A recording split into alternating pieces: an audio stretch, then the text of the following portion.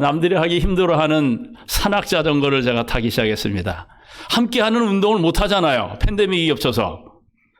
그러다 보니까는 혼자 하는 운동을 찾다 보니까는 한국에 지금 본부교회에서 사역하지만은 제 친구가, 이 산악자전거를 오랫동안 했기 때문에 산악자전거를 한번 타보라고 그래요. 그래서 제가 요즘 산악자전거를 탑니다. 물론 위험하긴 한데, 이렇게 기술도 좀 배워가면서 하니까는, 너무 신나요.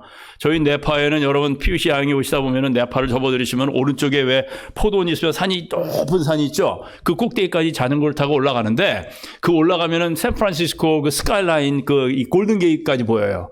그러면 거기 올라가서 하나님께 기도하면서 한 30분 기도하고 명상하고 내려오면 그렇게 행복하고 좋을 수가 없습니다. 그런데 제가 이 산악자전거를 타다가 성경절이 자꾸 생각이 났는데 그 성경절이 뭐냐면은 데살로니가전서 5장 16절, 18절이 생각이 난 거예요. 이 성경절이 뭐냐면은 우리가 아시는 것처럼 항상 기뻐하라, 쉬지 말고 기도하라, 범사에 감사하라. 이는 우리 주 예수 그리스도 안에서 너희를 향하신 하나님의 뜻이니라. 저는 이 사도 바울의 이 권고 말이죠. 이 권고 항상 기뻐하라, 쉬지 말고 기도하라, 범사에 감사하라가 꼭 그리스도인의 삶을 표현하는 이 자전거와 같이 느껴진 것입니다. 항상 기뻐하라는 자전거의 앞바퀴 같고, 쉬지 말고 기도하라는 자전거 페달 같고, 범사에 감사하라는 자전거의 뒷바퀴가 같다는 생각을 하게 됐어요. 그래서 자전거가 넘어지지 않고 앞으로 가려면 어떻게 해야 합니까? 페달을 밟아야 되잖아요. 혹시 여러분 가운데에 내 신앙생활이 기쁨과 감사가 사라졌는가 하고 의아해 하실 분이 계실지 모르겠지만은 제가 정확히 진단을 내리는 바는 여러분의 삶에 기도의 생활이 끊어졌기 때문일 거라는 진단을 제가 조심스럽게 내려봅니다. 저에게 그랬거든요. 기쁨이 사라지고 나도 모르게 감사가 흘러넘치지 아니하는 삶이 되면 그리스도인으로서 반드시 무엇을 확인하냐면 내 삶의 기도의 페달이 제대로 밟고 있나를 살펴보시면은 분명해집니다. 기도의 페달을 밟아야 기쁨과 감사의 바퀴가 잘 굴러가게 되어 있는 거예요. 그런데 현대인의 생활은 자칫 잘못하다가는 우리의 신앙생활이 페달 없는 자전거로 만들기 너무나도 쉬워요. 왜 그렇습니까? 감사와 기쁨은 시간이 드는 게 아닙니다. 그냥 어디를 가든 그냥 감사하면 됩니다. 기뻐하면 됩니다. 그러나 이 세 요소 중에 오직 기도만이 시간을 필요로 하는 것이기 때문인 것입니다. 시간이 없어 너무 바쁘기 때문에 기도할 시간이 없는 것입니다. 그래서 어떻게 보면은 이 기도의 주일이 참 중요한 것 같아요. 참 중요합니다. 따로 시간을 내서 특별히 기도할 시간을 얻는 것입니다. 그래서 제가 조심스럽게 여러분들에게 말씀을 드리기를 팬데믹이 끝나고 이제 교회 행사가 정상적으로 회복되면 사경례나 기도주일을 가능하시면은 힘드셔도 일주일 경영하시기를 바랍니다. 못 오시는 분은 할 수 없어요. 못 오시는 겁니다. 그러나 오실 수 있는 분만이라도 오셔서 기도하고 말씀 듣고 은혜 받고 그 은혜 받은 대로 실천하고 우리가 왔기 때문에 못 오는 사람 왜 못 오느냐 그럴 필요 없습니다. 그냥 그렇게 하면 올 수 있는 분은 와서 은혜 받고 감사해서 그죠? 그런 일들이 교회에 있어야 되지 않겠나 하는 생각이 드는데 안타까운 사실은 점점 시간이 지나가고 우리의 삶이 바쁘면 바빠질수록 교회에서 집회하는 일들은 자꾸 줄어드는 거예요. 그래서 5일, 일주일 사경에 하던 게 5일로 줄어들고 5일 하던 기도주일이 3일로 줄어들고 주말로 줄어들고 이렇게 되는 것입니다. 안 될 것 같아요. 이러면 안 될 것 같아요. 그래서 우리가 아는 대로 히브리서에 뭐라고 말씀하셨어요? 히브리서 10장에 보면은 그 어떤 자들의 습관과 같이 모이기를 패하는 어떤 자들의 습관과 같이 하지 말고 모이기를 힘쓰라고 말씀하시면서 때가 가깝다고 말씀하시는 이유가 바로 거기에 있는 것입니다. 그렇잖아요. 그죠? 자, 그러면 저는 오늘 말씀을 한 책을 소개하면서 시작해 보겠습니다. 1925년에 세상에 나온 아메리카의 비극이라는 책을 아시는 분이 계시는지 모르겠어요. 아마 상당히 생소하실 거예요. 그런데 1951년에 영화화한 이 젊은이의 양지하면 아마 아시는 분이 계실지 모르겠습니다. 이 주인공은 엘리자베스 테일러와 몽고메리 크립스라는 사람이 역을 맡았던 유명한 영화입니다.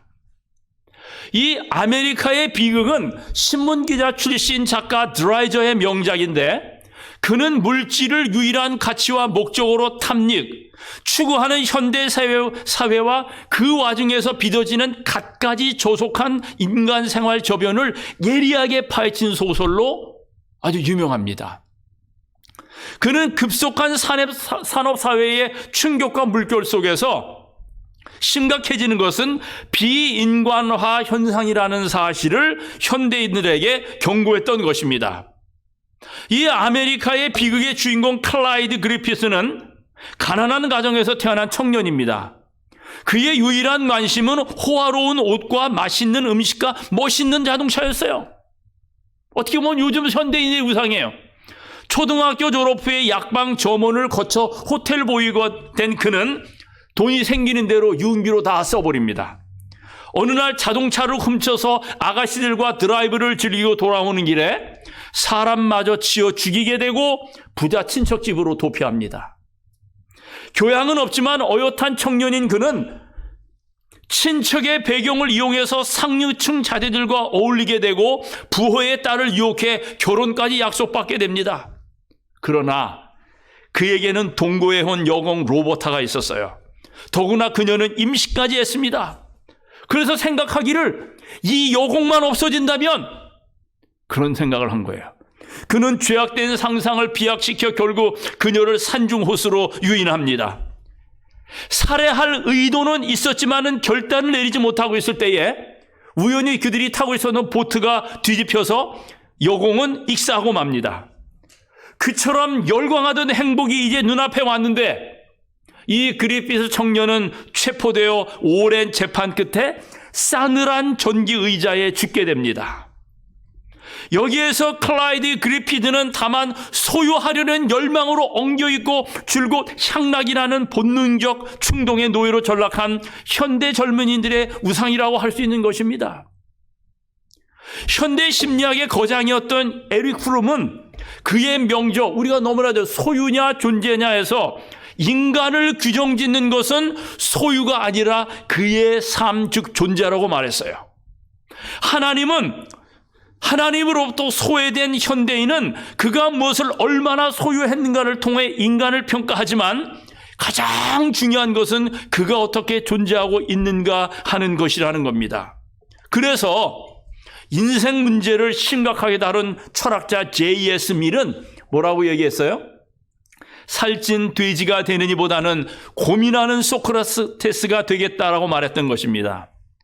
우리는 이처럼 부끄러운 소유 원칙의 맹신자들을 다만 현대의 세속적인 산업사회인들에게만이 아니라 우리는 때때로 자칭 신앙인들 세계에서도 보게 되는 안타까운 모습을 보게 됩니다.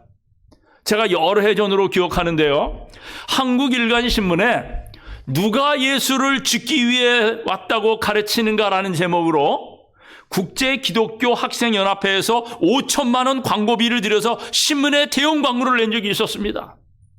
물론 이 광고를 낸 후에 광고주가 엄청난 후폭풍을 맞았다는 소식도 있었어요. 그런데 우리는 그들의 의도를 잘 알고 있습니다. 예수님의 구원 사역을 이상하게 왜곡하는 그들의 의도인 것입니다. 그들의 결정적인 과오는 지금 너무 많이 소유한 데 있었던 것입니다.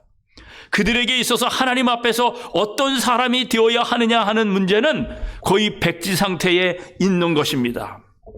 여러분, 에덴 동산에 있는 아담과 하와는 정말 많은 것을 소유했어요. 자기가 창조한 것은 아니었지만 다 소유하고 다스리는 권세를 부여받았습니다. 그러나 마귀는 언제나 결핍증에 걸려 있습니다. 그 마귀의 마수에 걸려든 하와는 더 소유하려는 욕망에 사로잡혔어요. 모든 것을 완벽하게 소유하려는 욕망, 즉 하나님과 같이 절대적으로 소유하려는 거기에서 타락이 시작되었던 것입니다. 여러분, 희망은 죄가 아닙니다. 하지만 이기적인 욕망은 죄가 되는 것입니다. 물질 자체는 악이 아닙니다. 소유하는 것도 결코 죄가 아닙니다. 그러나 탐심으로 소유하려고 하면 죄가 되고 소유가 지나치면 우상숭배가 된다고 성경은 말씀하고 있는 것입니다. 여러분, 가난하다고 다 클라이드 글리피드가 될 필요는 없습니다. 신령하다고 다 교주가 될 필요가 있겠습니까? 소유 원칙의 시대를 살아가는 우리는 아직도 대형의 환상에 사로잡히기 쉬운 것입니다. 소유하되 죄 짓지 않고 교만하지 않고 언제나 어떤 사람이 되어야 할 것인가? 즉 존재 자체를 문제 삼는 그리스도인이 되어야 하겠어요. 성경에 보면 이 문제에 대해 실패한 한 인물이 존재하여 나옵니다. 참 진짜 신앙인 줄 알았는데 껍데기 신앙으로 알려진 사람. 시작은 좋았는데 끝이 안 좋은 사람 이야기가 나와요. 여러분이 아시는 이름인데 우리가 그렇게 많이 살펴보지는 않은 인물입니다. 사도 바울 서신에 언급되어 나오는 인물인데, 여러분 디모데후서에 보면은 이 디모데후서는 바울이 디모데에게 보낸 두 번째 편지입니다. 그리고 바울이 기록한 14개의 편지서 가운데 맨 마지막 서신입니다. 이런 바울의 유서와도 같은 성경책에 이름이 기록된다는 것은 참으로 자랑스러운 일이 아닐 수 없어요. 바울은 디모데후서의 마지막 장에서 자기를 도와주고 어려울 때에 그와 함께 한 사람들에게 고마움을 표시하고 있어요. 그가 죽을 때까지 자리를 지켜줬던 누가 있어요? 누가 있어요? 누가 있어요? 누가 있어요? 그죠? 그리고 바울을 매우 사랑했던 누구요? 예? 마가가 있습니다. 그리고 바울과 함께 동고동락하며 전도했던 누가 있어요? 브리스길라, 아굴라가 있습니다. 바울과 끝까지 함께했던 사람들의 이름이 더욱 빛이 납니다. 그런데 10절에 나타난 한 인물은 차라리 성경에 적히지 않는 것이 더 좋을 뻔한 이름이 기록되어 있습니다. 그 이름이 누구입니까? 그 이름은 바로 저기 보시면 알지만은 데마입니다. 데마. 여러분, 제가 지금은 그렇게 할 수 없는 입장이지만 얼마 전까지만 해도 저는 정기적으로 제가 담임하는 교회의 교족 파악을 위해서 농명책을 살펴보는 일을 했어요. 농명책은 과거의 전도 활동이 어떠했음을 설명하여 주기도 하지만 동시에 과거에 간직된 아픔들도 말없이 보여주고 있는 책이 바로 교회 농명책이에요. 농명책을 보다가 문득 이런 생각이 들었습니다. 교회를 거쳐간 사람들을 우리가 세 부류로 나누어지는데, 첫째로 아주 잘된 사람들, 아직까지도 신실한 믿음 가운데서 열심히 교회 생활하면서 착하게 믿음 생활 잘하는 그런 사람들의 명단이 여전히 그 가운데 기록되어 있어요. 그런데 두 번째는 그냥 뭐 그럭저럭 지내는 사람들, 예?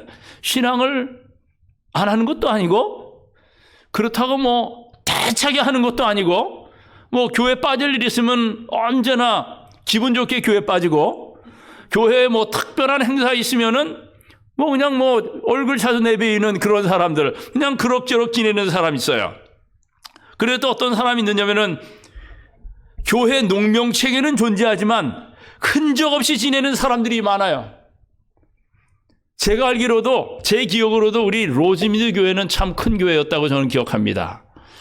제가 기억하기로는 제가 나성중앙교회에서 청년 목회 3년 하는 동안에 제가 안식일 날 교회를 가기 위해서 로즈미드 블라바드로 딱 지나가면요, 뭐 로즈미드 그때는 이 길 옆에 파킹을 했잖아요. 제 기억으로는 파킹이 꽉 찼던 거로 기억합니다. 그리고 일이 있어가지고 일이 돌아가다 보면 로즈미드 교회의 파킹장이 모자라가지고 이 로즈미드 교회 참 컸던 교회로 제가 기억해요.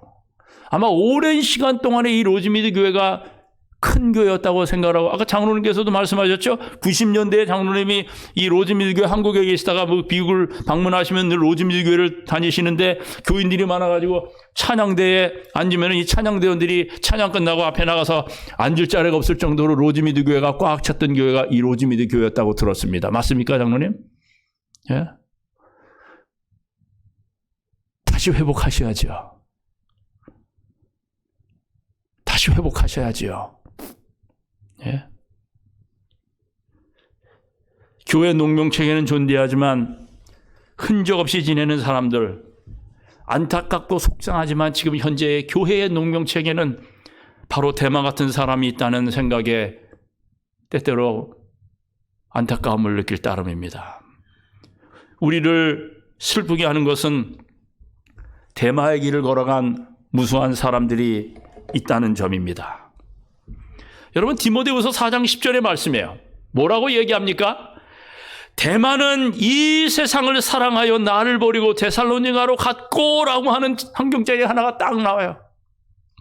이 구절에 대하여 영어 성경은 뭐라고 번역되어 있는가 하면요, For Demas left me, having loved this present world and went to Thessalonica. 뭐라고 얘기하냐면은 지금 현재의 이 세상을 사랑하여 나를 버리고 데살로니가로 갔다라고 이야기하는 겁니다. 지금 현재의 이 세상을 사랑해서 나를 버리고 데살로니가로 갔다라고 표현하고 있는 것입니다. 주님께서 본문의 말씀을 주신 이유는 우리는 모두 대마가 될 가능성을 가지고 있기 때문입니다. 사실상 우리의 염려는 이미 떠나간 대마가 아니라 대마를 따라 나설 차비를 하고 있는 현존하는 그리스도인인지도 모르겠어요. 본문은 매우 짧은 구절이기만 하지만은 지나간 십수세기 동안에 대마의 유혹 앞에 서 있었던 모든 성도들을 향한 일종의 경보장치였던 것입니다. 또한 본문은 일종의 성공 사례가 아닌 실패의 경험담입니다. 이 실패의 경험담이 이 시대를 살아가는 우리들에게 큰 교훈이 되는 이유는 무엇입니까? 그것은 대마의 실패 가능성이 곧 우리의 실패 가능성이기 때문에 그래요. 그래서 오늘 우리는 대마의 삶을 통하여 우리는 대마처럼 실수하지 않고 구원을 받을 뻔한 사람이 아니라 구원과 영생을 놓치지 않는 사람이 될 뿐만 아니라 이 구원을 나누고 이 구원을 전하는 예수님의 참제자가 되어야겠다는 의도하에 오늘 말씀의 제목이 대마의 복음이라고 명명한 것입니다. 여러분, 먼저 바울을 한번 설명해 볼까요? 바울은 주님이 승천하신 이후에 주님께서 가장 강력하게 사용하신 인물이었습니다. 하나님은 죽었다라고 말한 철학자 니체조차도 기독교를 기독교되게 한 것은 바로 바울이었다라고 말할 정도였어요. 그리고 역사학자 아놀드 토인비는 바울에 대하여 이렇게 이야기를 합니다. 바울의 발길이 머무는 곳, 그것은 어느 마을이든지 어느 도시든지 바울의 영향력을 피할 수 없었다. 바울이 로마에 끌려서 들어오던 그날 로마의 하늘에는 복음의 새벽이 밝아오고 있었다라고 표현했던 것입니다. 여러분, 바울이 살던 시대 어떤 시대였습니까? 교통이 매우 불편하던 시대였어요. 그럼에도 불구하고 바울의 비전은 전 세계에 복음화였습니다. 바울을 통해서 결국 로마 제국도 복음 앞에 항복하고 말았잖아요. 토인비는 계속 말합니다. 그리스도의 대사 이 작은 거임 바울만큼 세계 역사의 운명을 바꿔놓은 사람은 없다. 그럼에도 불구하고 역사가들이 바울을 정당하게 평가하지 못하는 것은 역사의 아이러니이다라고 이야기했던 것입니다. 그는 왜 지금 제가 바울을 이야기하는 것입니까? 대마를 주제로 삼고 있으면서 왜 저는 바울을 먼저 설명하는 것일까요? 대마는 바울의 가장 가까운 친구였기 때문에 그렇습니다. 여러분, 빌레몬 1장 24절과 골로새서 4장 14절을 보면 이렇게 대마에 대하여 이야기합니다. 빌레몬서 1장 23절과 24절에는 뭐라고 대마에 대해서 이야기를 하느냐면은 그리스도 예수 안에서 나와 함께 갇힌 자 에바브로와 또한 나의 동역자 마가 아리스도하고 그리고 누가 있어요? 대마 누가가 문안하느니라. 그리고 골로새서 4장 14절에 보면은 사랑을 받는 의원 누가와 또 대마가 너희에게 문안하느니라. 여러분, 대마는 바울의 동역자였습니다. 이토록 뛰어난 하나님의 종 바울과 함께 일할 수 있었던 것은 대단한 감격이었던 것입니다. 보통 인물이 아니었어요. 이 대마라는 인물은. 초대교회 시대의 한 문서의 증언을 보면 로마의 거리를 걷고 있던 바울, 오른편에는 누가가 있었고 그 왼편에는 대마가 있었다라고 말하는 고대 문헌이 기록이 나와 있습니다. 옛날에 우리 김영삼 대통령 시절에 무슨 말이 공공연하게 들렸어요? 김영삼 대통령에게는 좌동용 우형우라는 말이 있지 않았습니까? 그죠? 그런데 바울에게는 좌대마 우누가 했던 것입니다. 이처럼 바울 가까이에서 바울을 느꼈던 사람이 데마였어요. 바울의 심장 박동수를 알았던 사람이 데마였습니다. 바울의 가슴 속에서 고동치는 예수 그리스도를 느낄 수 있었던 사람, 바울과 함께 사역하는 기쁨과 감격 속에 살았던 사람, 그 사람이 바로 데마였던 것입니다. 그런데 디모데후서 4장 10절은 이 데마가 누구를 떠났다고 기록하고 있어요? 바울을 떠났다고 기록하고 있는 것입니다. 그런데 데마가 바울을 떠난 것은 사실 별 문제가 아닐 수도 있어요. 왜냐하면 사람은 헤어지게 되어 있기 때문입니다. 한 번 만나면 헤어질 때가 있는 것이 인생 아닙니까? 그러나 이 데마가 바울을 떠나간 시기와 떠나간 동기가 문제가 되는 것입니다. 데마가 바울을 떠난 시기가 언제쯤입니까? 데마가 떠났다고 기록하고 있는 디모데후서는 바울의 마지막 서신입니다. 바울은 로마 감옥에 2번 갇히게 되는데 첫 번째 투옥이 사도행전 28장 30절의 셋집, 사실 일종의 감옥이죠. 이것에 2년간 투옥되었고 그 후 네로 황제의 호위로 석방되었다가 AD 66년에 다시 투옥됩니다. 이번에는 중지인으로 인정되어 토굴 속에 갇히게 되는데 이때 바울은 자신의 죽음이 임박했음을 알고 디모데에게 자신의 유서를 써서 보내게 됩니다. 이것이 디모데 후서인 것입니다. 바울이 자신의 임박한 죽음을 눈치채고 있다는 증거가 디모데후서 4장 6절의 관제라는 말이 바로 그런 의미 아닙니까? 관제. 그죠? 이러한 상황 속에서 데마는 떠나갔습니다. 감옥 속에 있는 이제 마지막이 얼마 안 남은 사도 바울을 데마는 떠나간 것입니다.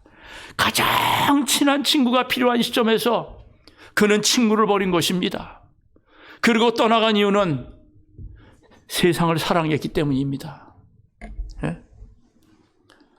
저는 여러 해 전에 네파교회를 담임할 때 초기에 제가 섬기던 교우님들 한 20여 분을 모시고 성지순례를 다녀왔습니다.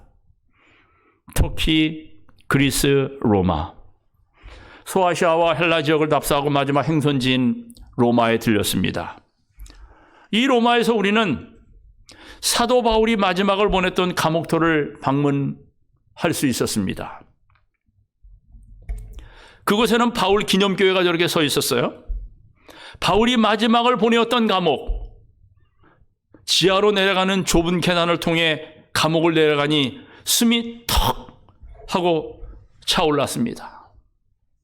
사람들이 많이 방문 안 합니다. 로마 도시에서 남쪽으로 꽤 떨어져 있는 곳에 있어요.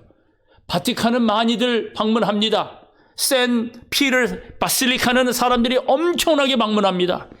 그러나 사도 바울이 마지막을 보냈던 저 사도 바울 기념교회는 사람들이 별로 많이 방문을 안 합니다. 저는 가봤어요. 제가 찍은 사진입니다. 근데 많이들 찍었더라고요, 사진을. 이곳에서 바울 사도가 마지막을 보냈는데 이곳에서 바울은 데마가 떠나갔다고 기록하는 것입니다. 저 감옥을 들어가니까요, 지하인데 숨이 턱 막혀요. 그리고 아주 스터피하고 냄새나고, 물론 2000년지가 지난 뒤이기 때문에 아마 더 그런지도 모르죠. 빛이라고는 전혀 들어오지 않은 어두침침한 감옥. 하늘을 그렇게 쳐다보고 싶었던 바울이 밖을 쳐다볼 수 있었던 곳은 그 지하 감옥의 한쪽에 나는 아주 작디작은 창문 족입니다. 그것도 철망으로 쳐져 있는 아주 작은 창문이에요. 그런데 이 창문이 나 있던 곳은 사형수들이 돌 위에 목을 내놓고 목이 잘려 달아나던 바로 그 형틀을 향하는 창문이었던 것입니다.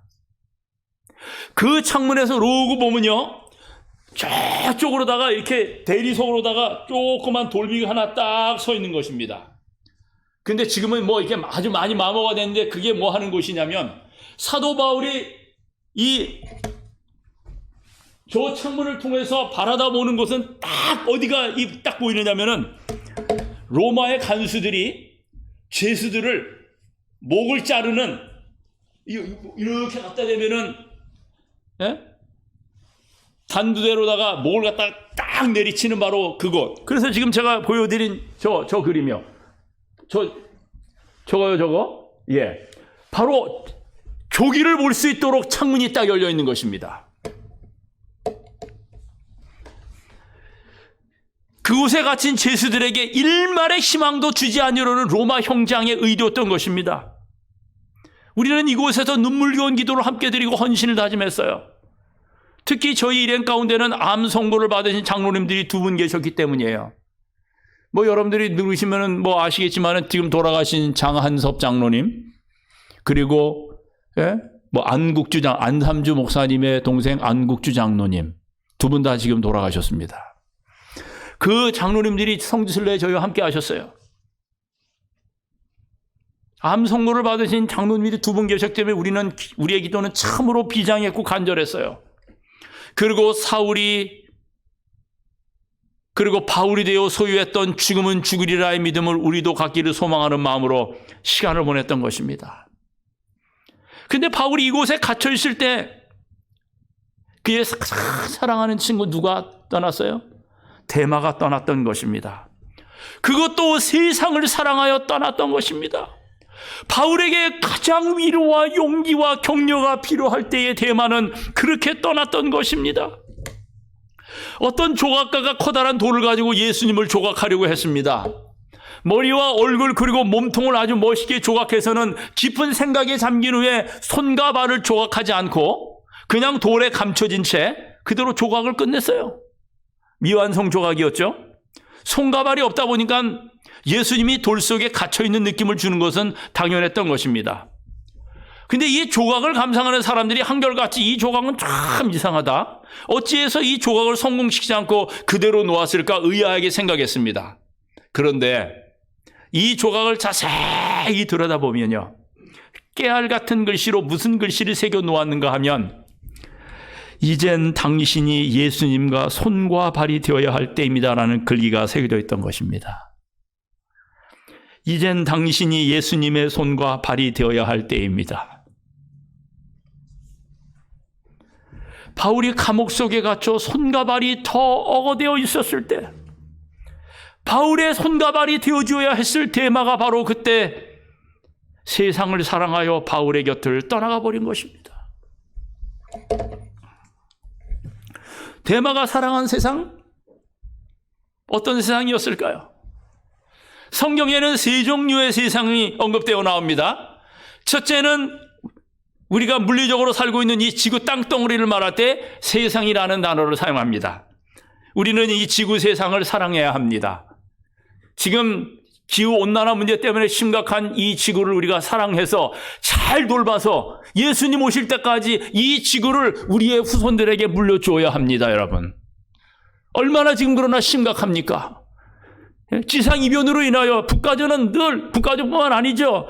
이 남가주를 포함해가지고 캘리포니아가 이 특별히 9월달, 10월달, 11월달만 되고 바람만 불면은 산불이 나가지고 난립니다, 여러분. 재산 피해 엄청납니다. 전 세계가 지금 문제예요. 우리가 살고 있는 이 세상 돌봐야 될 대로 돌봐야 하는 것입니다. 총지기로서. 두 번째 세상은 세상 사람들을 세상이라고 합니다. 죄인들을 가르치는 말입니다. 요한복음 3장 16절에서 하나님이 세상을 이처럼 사랑하사 독생자를 주신 세상입니다. 여기서 말하는 세상은 죄인들을 말하고 세상 사람들을 말합니다. 우리는 이들 역시 사랑해야 합니다. 죄인들 사랑해야 해요. 세상을 사랑해야 합니다. 그리고 마지막으로 언급되는 세상은요, 예수님을 거스리는 사회, 죄악들과 빛과 반대되는 개념의 세력을 말할 때 사용하는 세상입니다. 우리는 이것을 세상이라고 부릅니다. 요한일서, 그죠? 2장 15절, 그죠? 15절, 16절에 말하는 세상이 바로 이런 세상입니다. 뭐라고 말했어요? 사도 요한이 이 세상이나 세상에 있는 것들을 사랑치 말라. 누구든지 세상을 사랑하면 아버지의 사랑이 그 속에 있지 아니하니 이는 세상에 있는 모든 것이 육신의 정욕과 안목의 정욕과 이생의 자랑이니 다 아버지께로 쫓아온 것이 아니오 세상으로 쫓아온 것이라. 대마가 사랑하는 세상이 바로 이 세 번째 세상인 것입니다. 이 세상은 일찍이 주님을 위한 세상입니다. 이 세상은 우리 주님을 저주하고 배척한 세상입니다. 우리 주님을 십자가에 못 박도록 내어준 세상입니다. 그런데 데마가 이 세상을 사랑하여 데살로니가로 가고 말았던 것입니다. 이 데살로니가로 갔다는 말은 무슨 의미입니까? 예? 신앙을 완전히 포기했다는 말입니다. 주님께서는 너희가 두 주인을 겸하여 섬길 수 없다라고 말씀하셨어요.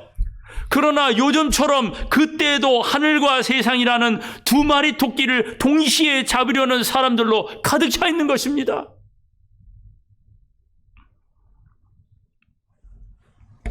여러분 출애굽기 32장 4절에 보면 금송아지와 여호와 하나님을 동시에 섬기려는 시도가 있었어요. 여러분 1%의 차이가 전부와 점료를 자유하기도 합니다. 그렇잖아요. 겨울에서 50대 50에서 1%가 이쪽으로 옮겨서 51대 49가 되었다면 51%의 찬성을 얻은 쪽은 실천이 가능하지만 49%의 지지가 있을지라도 실행에 옮길 수 없습니다. 1%의 차이는 그래서 매우 소중한 것입니다. 신앙에서도 마찬가지입니다, 여러분.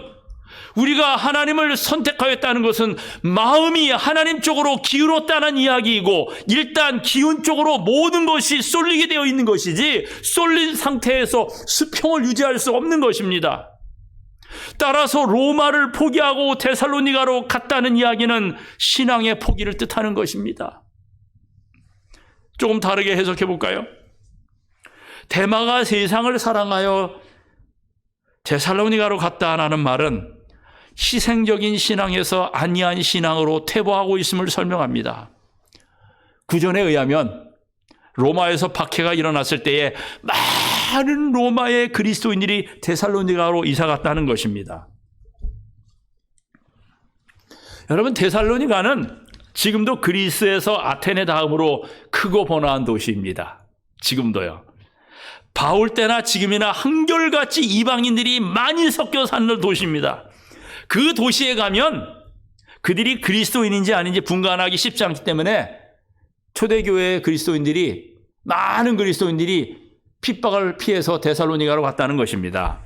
그리고 지금도 이 데살로니가는 아테네 다음으로 큰 상업 도시입니다.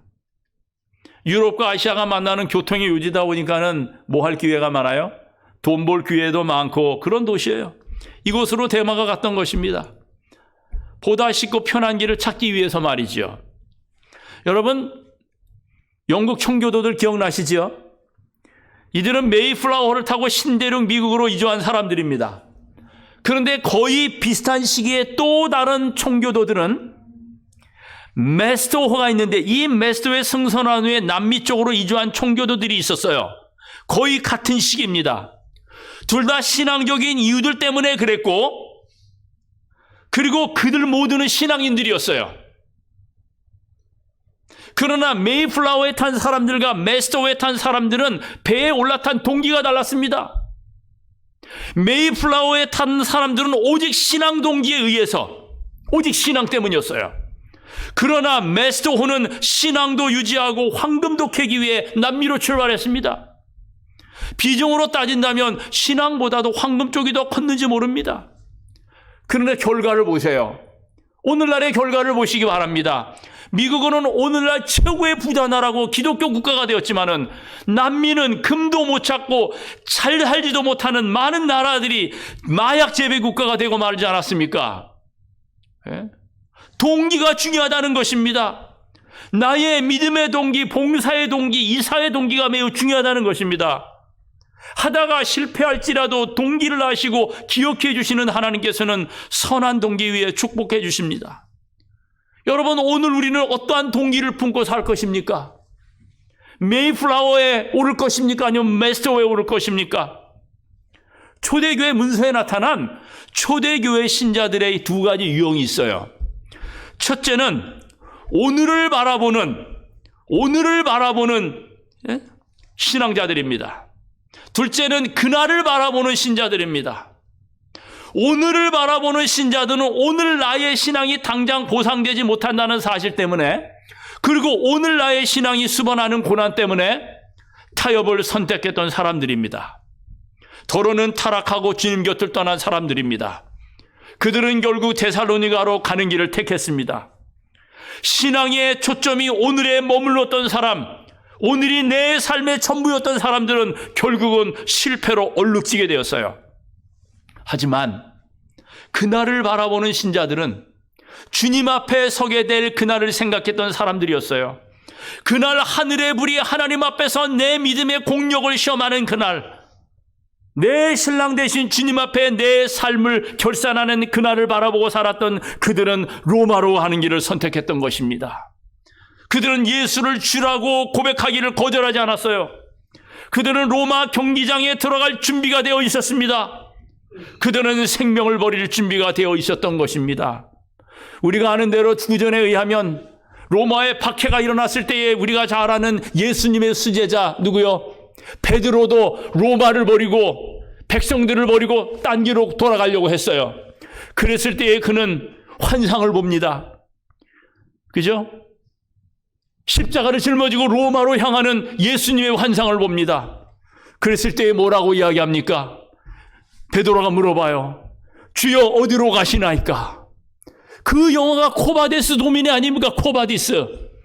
그랬을 때에 사도 베드로는 깜짝 놀라서는 그 예수님이 하신 말씀, 나는 내 양과 함께 죽으러 로마로 간다. 거기에서 가든 지팡이 꽂고는 로마로 들어가가지고는 사도 베드로는 십자가에 거꾸로 매달려서 순교자의 길에 들어가는 것입니다. 그 이야기가 있는 이 코바디스 도미네라고 하는 유명한 이야기가 영화화된 거 여러분 우리가 봐서 알고 있잖아요.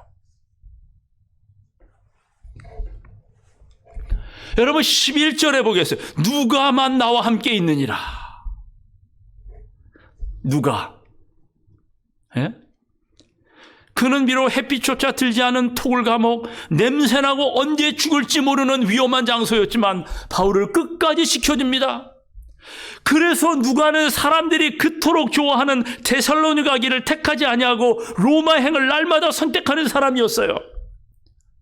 그리고 그의 이름은 찬란하게 성경에 기록될 뿐만 아니라 하나님은 누가에게 2개의 성경을 기록할 수 있는 특권까지 주시는 것입니다. 무슨 책이요? 누가복음과 사도행전이요. 여러분 신앙의 길은 언제나 2개의 갈림길입니다. 로마로 가는 길과 데살로니가로 가는 길. 오늘 우리는 어느 길로 가고 있습니까? 그토록 많은 사람들이 찾아가는 데살로니가 길입니까? 금을 찾아 나섰던 메스도회의 몸을 실으셨습니까? 그리고 금을 찾아 헤매어 보았지만 허탕치셨습니까? 만약 허탕을 쳤다면 그것은 하나님의 축복입니다. 왜냐하면 온전한 몸으로 영벌에 떨어지는 것보다 불구자의 몸으로 하늘에 들어가는 것이 더 낫다는 예수님의 말씀이 있기 때문입니다. 많이 가지고 하나님께 등 돌리는 것보다 굶주린 채로 예수님의 품으로 돌아오는 사람이 훨씬 복이 있는 사람이기 때문인 것입니다. 그래서 우리는 신실한 순교자들처럼 로마로 향할 필요가 있어요. 황금보다는 믿음을 우선시하는 메이플라워의 몸을 실어야 합니다. 그러면 신앙도 찾고 금도 찾습니다. 내 이름을 위하여 십자가를 지는 자는 뭐라고 주님께서 약속하셨어요? 그분은 분명히 약속하셨어요. 하늘도 얻고 이 세상 것도 얻겠다고 약속하셨어요. 그게 주님의 방법입니다. 언젠가는 주님께서 그렇게 주시는 분이 주님이셔요. 나의 선한 동기를 아시는 분이 하나님이시기에 화를 복으로 바꿔주시는 분이 바로 그분이신 것입니다. 혹시 한국 제천에 가보셨습니까? 제가 무슨 건물인지 아십니까? 그곳에는 한 평신도 치과 의사가 자신의 사체를 털어 천체 탐사관을 만들고 탐사관의 관장을 맡은 사람이 있었어요. 지금은 관장직을 목사가 대신하도록 하지만 얼마 전까지만 해도 본인이 이 일을 감당합니다. 대학 다닐 때 영어학원에서 함께 신앙하던 친구입니다. 목사님 아들이에요. 손경상 장로인데 손은수 목사님의 장남입니다. 이 손경상 장로의 간증을 들어보셨습니까? 여러분, 치과의사가 얼마나 바쁩니까? 근데 일주일에 3일을 근무하는 대신 탐사관의 일을 돌봅니다. 월급을 주는 것도 아니었어요. 오히려 자기의 돈으로 일을 합니다. 그렇다고 쌓아놓은 재산이 있는 것도 아닙니다. 그런데 진화노를 통하여 인간의 마음에 심겨진 사탄의 사상을 막는데 평생을 쏟겠다는 결심으로 온 정열과 온 재산을 다 털어 탐사관을 만들어서는 교회에다가 기증했습니다. 치과 의사 정도라면 로마행보다는 데살로니가 행이 훨씬 쉽고 행복하고 의시되며 살 수 있지만 그는 로마행을 선택한 것입니다. 얼마 전에 남몰래 전도하려는 한 여집사님의 이야기를 들은 적이 있어요. 데살로니가 행에서 로마행으로 갈아타려는 시도라고 생각되었습니다. 여러분, 끊임없이 계산하는 신앙은 대마의 길을 찾습니다. 오늘을 목표로 살아갑니다. 그러나 우직한 신앙, 동기를 중시하는 신앙은 누가의 길을 찾습니다. 로마행을 선호합니다. 여러분, 우리는 누가와 같이 로마행을 선택한 후에 영원히 주님의 생명책에 영원히 이름이 남길 그 자리에 우리가 있어야 되지 않겠습니까? 이야기를 말씀드리고 오늘 말씀을 마치겠습니다. 1966년에서 1969년 사이에 중국에 홍위병들이 판을 치던 문화혁명 당시에 중국에서 있었던 실제 이야기입니다. 그리스도를 미교로 선택한 두 소녀가 사형집행을 기다리며 중국 지양시의 한 형무소 광장에 서 있었습니다. 가드를 대동하고 한 사람의 형집행자가 권총을 손에 들고 소녀들에게 다가왔습니다. 그는 소녀들 교회의 목사였습니다. 그도 소녀들과 함께 붙잡혀와 사형을 언도받았지만 회유에 넘어가서 변절자가 된 것입니다. 대마와도 같이 말입니다. 당국은 그가 소녀들을 손수 처형하기만 하면 풀어주겠노라고 약속합니다. 그는 가엾게도 그 유혹을 뿌리치지 못했습니다. 두 소녀는 목사님께 허리를 굽혀 공손히 절하십니다. 한 소녀가 말했어요. 목사님, 저희들이 마지막으로 몇 말씀 드릴게요. 그동안 저희들에게 해주신 모든 것 감사합니다. 저희들에게 영생의 길을 가르쳐 주셨고 침례를 베풀어 주셨고 지금 권총을 들고 계신 그 손을 저희들을 위해 성찬떡을 떼어주셨습니다. 그리고 저희들에게 그리스도인들이 연약해서 때로는 몹쓸 죄도 짓지만 언제나 회개하면 모두 용서받는 것도 목사님이 가르쳐 주셨습니다. 언젠가 저희들에게 하신 일은 뉘우치시게 되거든 유다처럼 절망해서 이를 그르치지 마시고 베드로처럼 회개해서 주님 품에 안기세요. 하나님, 목사님의 여생에 함께 하시기를 기도합니다. 저희들은 절대 목사님의 실수에 분개하거나 원망하지 않습니다. 누구에나 어려운 고비는 있으니까요. 그녀는 잠시 말을 끊었다가 몇 마디 덧붙입니다. 목사님, 저희들을 위해 애쓰신 일에 하나님께서 갚아주시기를 기도합니다. 저희들은 절대 원망이 아닌 감사하는 마음으로 죽습니다. 그들은 허리를 굽혀 목사님께 다시 한번 작별의 인사를 올렸어요. 탕탕 하면서 이 목사의 손에서 총구가 불을 뿜었습니다. 소녀들은 소리 없이 바닥에 쓰러졌어요. 잠시 후에 형무소 가드가 목사를 향해 방아쇠를 당겼습니다. 아무 일도 없었다는 듯이 형무소 광장엔 한낮의 정경만이 휘휘 감돌았을 뿐입니다. 누구의 선택이 옳은 선택이었습니까? 그리고 오늘 우리는 어떤 선택을 하며 살아가야 되겠습니까? 오늘 우리의 기도가 대마와 같은 선택을 결코 하지 않도록 바른 길을 언제나 선택할 수 있는 큰 믿음을 달라고 이 한 해가 저물어가는 이 시간에 기도해야 하지 않겠습니까?